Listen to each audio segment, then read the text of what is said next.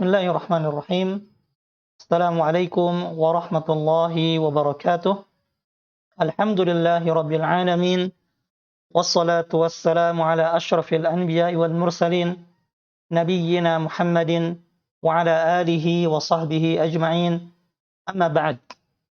Para penuntut ilmu dimanapun antum berada, semoga Allah subhanahu wa ta'ala merahmati dan memberkahi antum semua. Kita berjumpa kembali di pelajaran Nahu yang pada kesempatan kali ini insyaallah kita akan mempelajari bab inna wa akhwatuha. Bab inna wa akhwatuha ini masih ada kaitannya dengan bab jumlah ismiyah, juga mubtada dan khabar, juga kana wa akhwatuha, bab yang kita pelajari sebelumnya.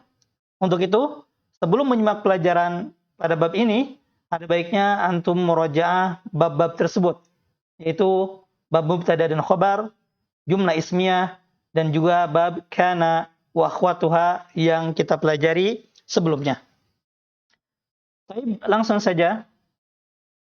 Silakan dibuka halaman 69, bab inna wa akhwatuha. Al-amthilah. Contoh. Al-jamalu saburun.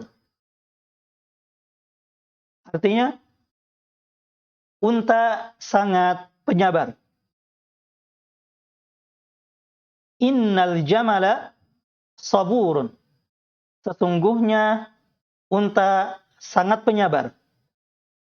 Al-haramu qadimun. Piramida kuno atau tua. Innal harama qadimun. Sesungguhnya piramida itu kuno atau tua. Al-imtihanu qaribun. Ujian itu sebentar lagi atau dekat. Alimtu annal imtihana qaribun. Aku tahu bahwa ujian sebentar lagi. Az-zahratu nadhiratun. Bunga itu indah. Yasurruni anna az-zahrata nadhiratun. Aku senang bahwa bunga itu indah. Al-kitabu ustadzun. Buku adalah guru. Ka'annal kitaba ustadzun. Seolah-olah buku adalah guru. Al-qamaru misbahun. Bulan adalah lampu. Ka'annal qamara misbahun. Bulan itu seolah-olah lampu.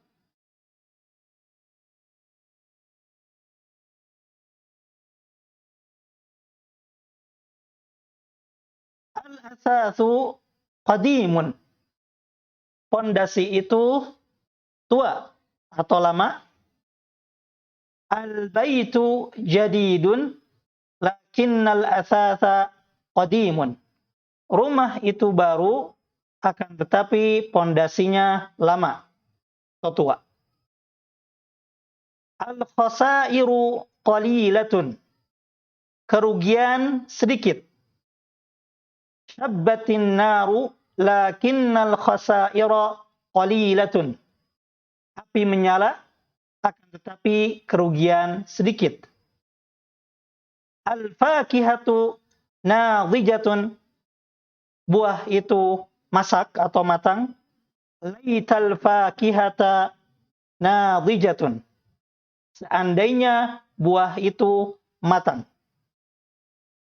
Al-qamaru tali'un. Bulan itu terbit. Laital qamara tali'un. Seandainya bulan itu terbit. Al-kitabu rakhisun. Buku itu murah. La'allal kitaba rakhisun. mudah-mudahan atau semoga buku itu murah. Al-maridu naimun, buku itu Al-maridu naimun, orang sakit tidur. La'allal marida naimun, mudah-mudahan orang sakit itu tidur. Perhatikan contoh-contoh tadi. Tapi ikhlas sekalian, jika kita perhatikan contoh kalimat atau jumlah mufidah yang ada di bagian pertama, yang sebelah kanan ini, al-jamalu saburun, kemudian al-haramu qadimun, dan seterusnya sampai nomor 12, kita perhatikan bahwa semuanya adalah jumlah ismiyah atau jumlah yang terdiri dari mubtada dan khobar. Sebagaimana kita pelajari, jumlah ismiyah adalah kullu jumlatin tatarakkabu min mubtada'in wa khabarin. Jumlah ismiyah adalah jumlah atau kalimat yang terdiri dari mubtada dan khobar. Apa yang dimaksud dengan mubtada? Mubtada adalah ismun marfu'un fi awal jumlah, atau isim marfu' yang terletak di awal kalimat. Sedangkan khobar adalah ismun marfu'un yukawwinu ma'al mubtada jumlatan mufidah. Sedangkan khobar adalah isim marfu' yang disusun bersama mubtada sehingga menjadi jumlah mufidah. Jadi kalimat yang ada di kelompok pertama semuanya adalah jumlah ismiyah atau mubtada dan khobar.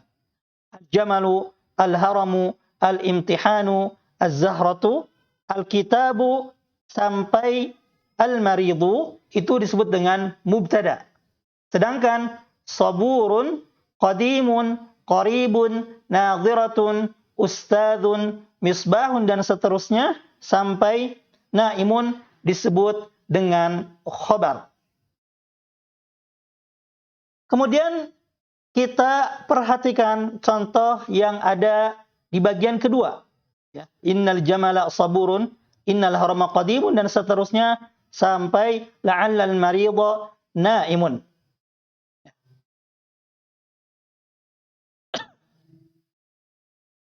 Jika kita perhatikan jumlah tersebut, ya, atau jumlah yang ada di bagian kiri atau bagian kedua, ini adalah jumlah yang sama atau kalimat yang sama dengan yang ada di kelompok pertama. Al-jamalu saburun. Innal jamala saburun. Namun apa bedanya?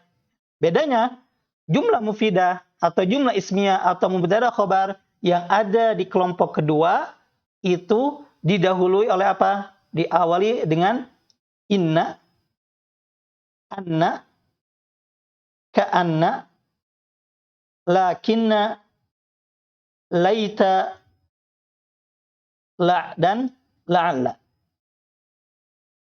Kemudian kita perhatikan, selain kalimat yang di kelompok kedua diawali dengan huruf-huruf tadi, inna, anna, ka'anna, kemudian laita, dan la'alla, apa yang terjadi dengan jumlah ismiyah mubtada khobar sebelumnya? Jika kita perhatikan,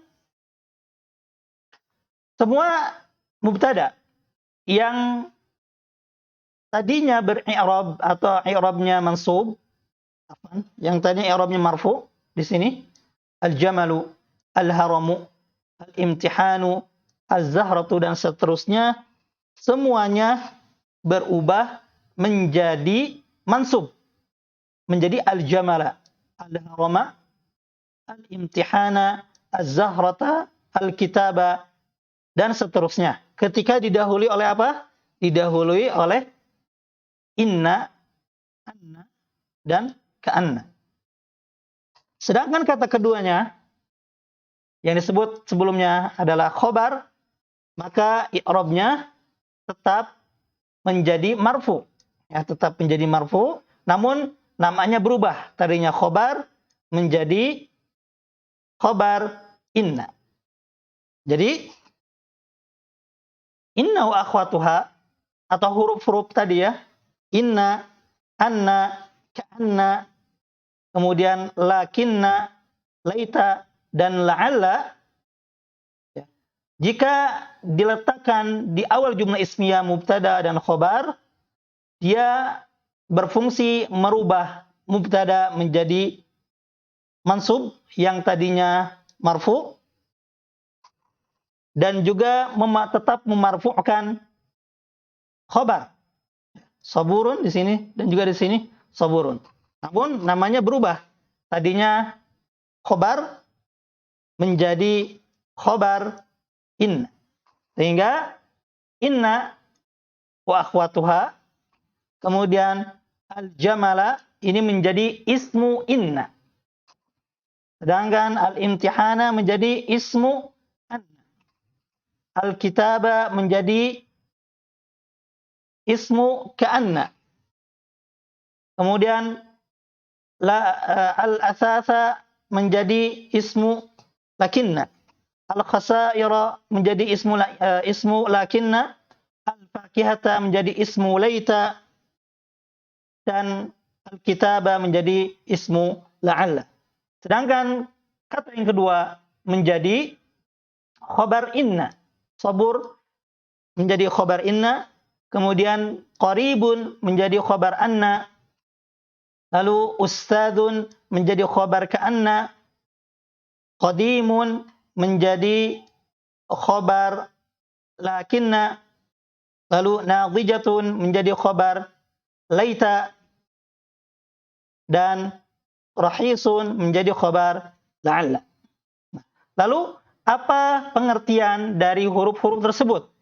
Inna wa akhwatuha, yaitu inna, anna, ka'anna, lakinna, laita, la'alla.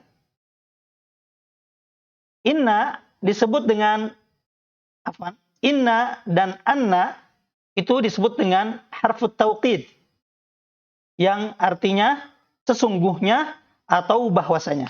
Jadi inna sesungguhnya, anna bahwasanya. Ka'anna disebut dengan harfut tashbih. Artinya seolah-olah atau seakan-akan atau seperti. Sedangkan lakinna disebut dengan huruf istidrak yang artinya akan tetapi, namun, tapi. Sedangkan laita disebut dengan harfut tamanni yang artinya seandainya. La'alla disebut dengan harfut taraji yang artinya mudah-mudahan, semoga, dan seterusnya. Jadi sekarang kita perhatikan kaidahnya. Inna wa anna wa ka'anna walakinna walaita wala'alla tadkhulu 'ala al-mubtada wal khabar.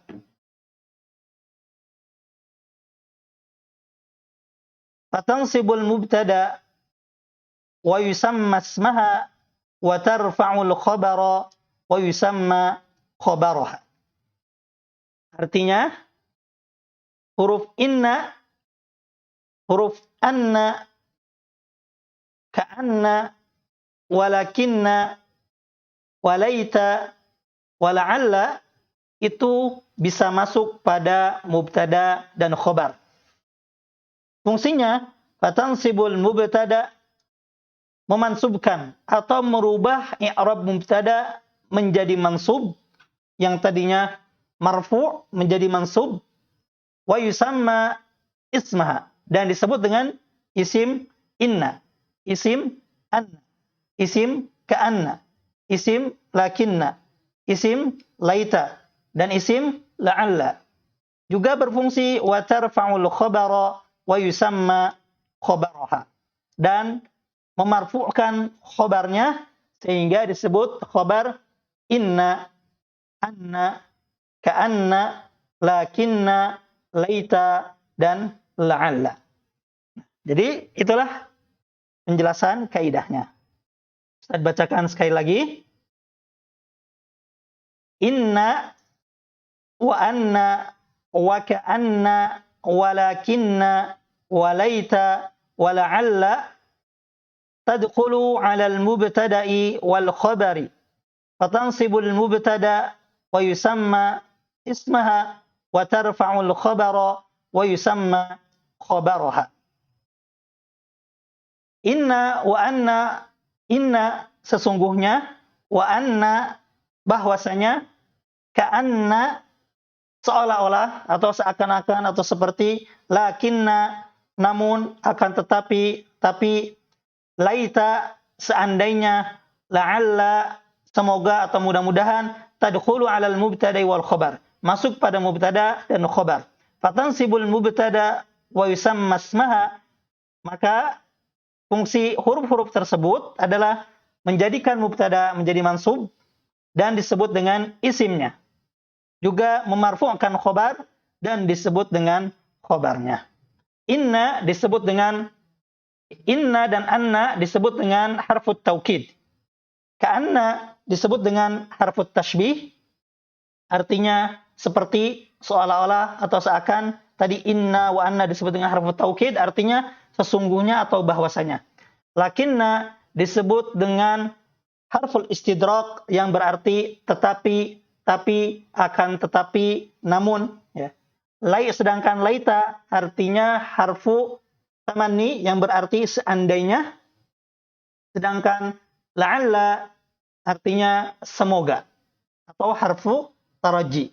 Laita artinya mengandai-andai sesuatu yang mustahil atau tidak mungkin terjadi. Sedangkan la'alla adalah berharap sesuatu yang akan terjadi atau sesuatu yang dekat akan terjadi.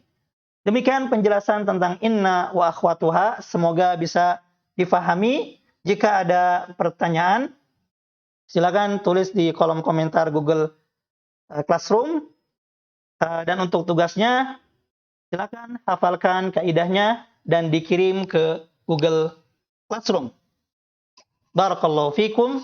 Assalamualaikum warahmatullahi wabarakatuh.